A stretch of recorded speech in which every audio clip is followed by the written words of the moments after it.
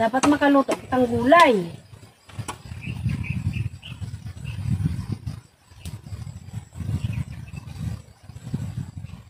Pagkainit ng kanin, kumain ka muna ng kanin.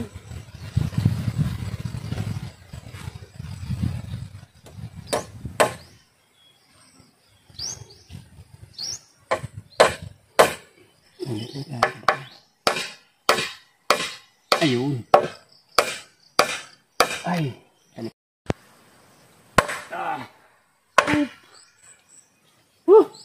Hirap. Karpintero.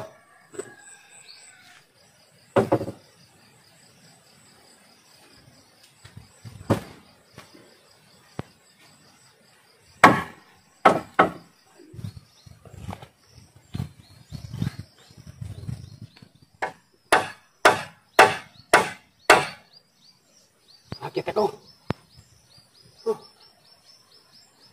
Kaya ka ba niyan? Oo. Kaparako na. Ingat ka. Pako na yung basta-basta mabitaw. Ano mo, bumabakat yung pako. Dapat hindi yan bumabakat. Oo. Stanley.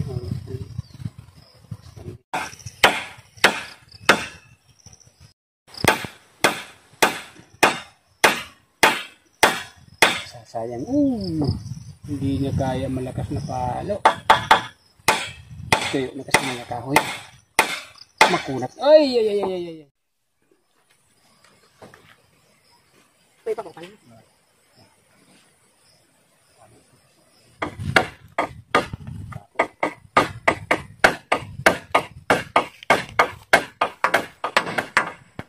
Uy! Nabalik ka? Talaga. Parang ayaw mo ng pukpukin ha. Ganda lang.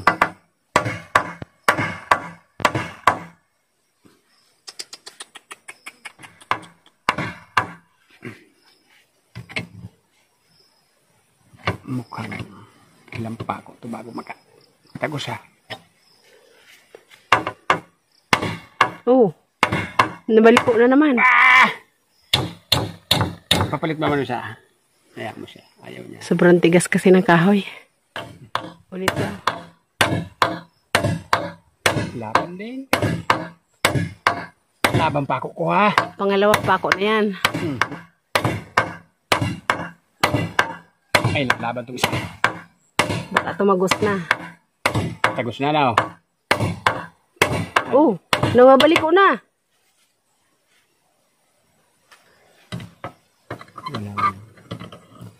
Sa sobrang tigas ng kahoy, ayan na. Tuyo kasi kahoy.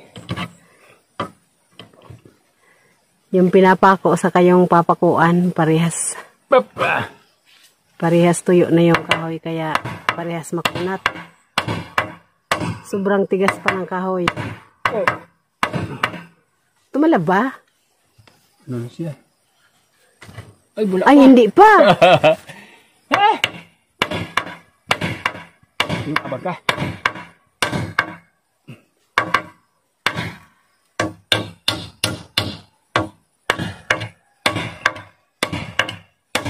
Ayan, lumalabas na. Oo. Talaga. Ayan, Na tumagos na. Ayan, tumagos na, lumabas na dyan. Kunti na lang, dahan-dahan lang.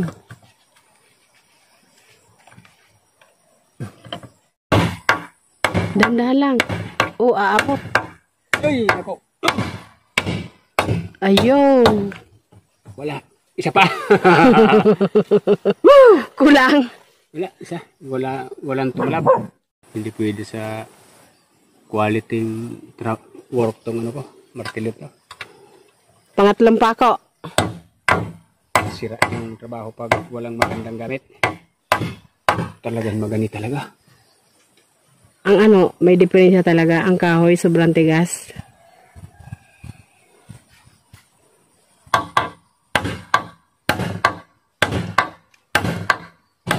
Ayan, tumalab na.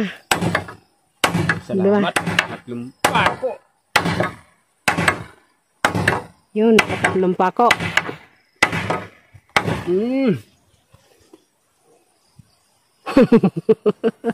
Pahilis. Pahilis. Saan natagos yung pako. Sige, okay lang. Dagdagan ko na lang yung isa pag dumating yung gandang martilyo natin. Oo. Pilating. Pag malilit, baka mabali.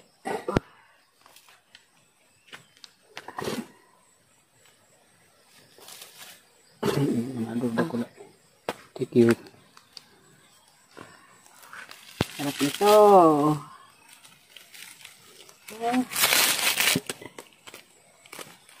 Meron pa dito isang matok na.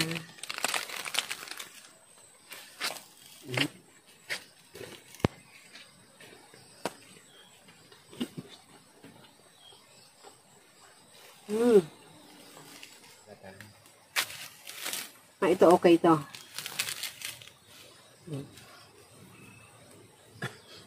Sarap niyan. Guys, may mga awak doon sa kabilang kubo. Mahawang katan, kulimlim.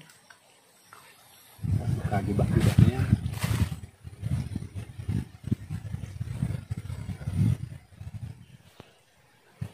Mas maganda iniihaw na may balot, na may balat pa pala. Mabango na.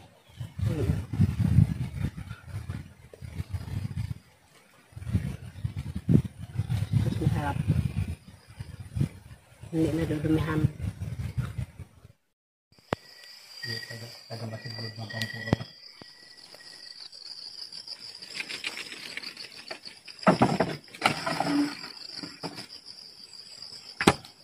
Guys, yung martilyo kong antique na palitan na. Sana matibay-tibay ito. Wala yung yung mga martilyong branded. Hinahanap ko sana yung Stanley matibay-tibay. Pero pwede ito. Sana hindi ito na iyuyupit kagad. Subukan natin. Yung kinakapatid ko lumaki sa amin. Sa amin na lumaki yun. Bilang panganay namin. Hinihiram ko yung lagari niya. Yung ganito, yung kabig. Naputol ko naman. Kaya mahirap yung hiram. Pinabili ko yung misis ko ng bago. Hindi niya pa alam na ipapalit ko to sa kanya. Pero alam niya, papalitan ko yon kasi nakakaya naman. Hindi niya pa alam na bumili na misis ko. Ako muna gagamit ulit bago ko siya kanya ibalik to. Yung sa akin, hindi pa ako nakabili. Hihiramin ko naman to.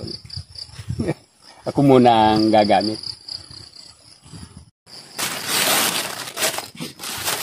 Ito pa yung mga kasama niya. Mga pako naman ay ang bigat. Kahit mauna lang muna bubong kasi magtatag-ulan ha. Dito na muna kami nililipat. Doon yung mga alaga ko na lang muna doon. Pero ayusin ko rin yun pagkaanihan na siguro kasi ngayon bare months na, busy na ako. Mabubungan ko lang muna to, matulugan, okay na yun.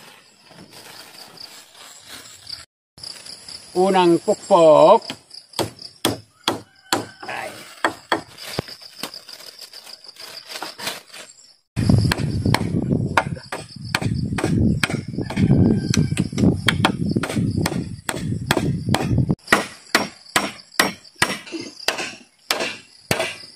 Sarap tataw pa. Right tool talaga. Ganda.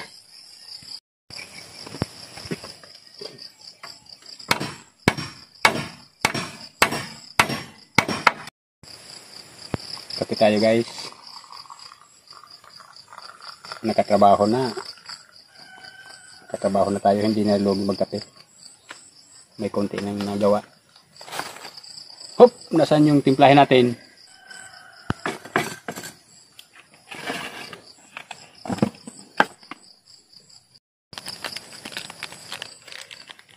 Sa akin ito, hot chocolate. Pinagiling na kakao. Umiinom ako ng kakao na yan. Sipag na sipag ako dati mamitas doon. Maraming kakao kasi yung tatay kong tanim doon. Sipag na sipag ako magpitas niyan kasi ginagawaan ni Nimpan chocolate pang inom. Nung malimit kumaba yung puso ko, tinamad na akong mamitas Kasi ayaw ko nang uminom niyan. Yan pala nakakapa bigay ng para bumilis yung puso. Ano pala yan? Nakakabuhay siya. Yan ang Kaya ayaw ko nang uminom niyan. side effect ng hot chocolate. Oh. Kaya ito na lang. Nakakapabilis ng pintig Gatas ng lang puso. iniinom ko. Minsan may konting pagkape, konti lang.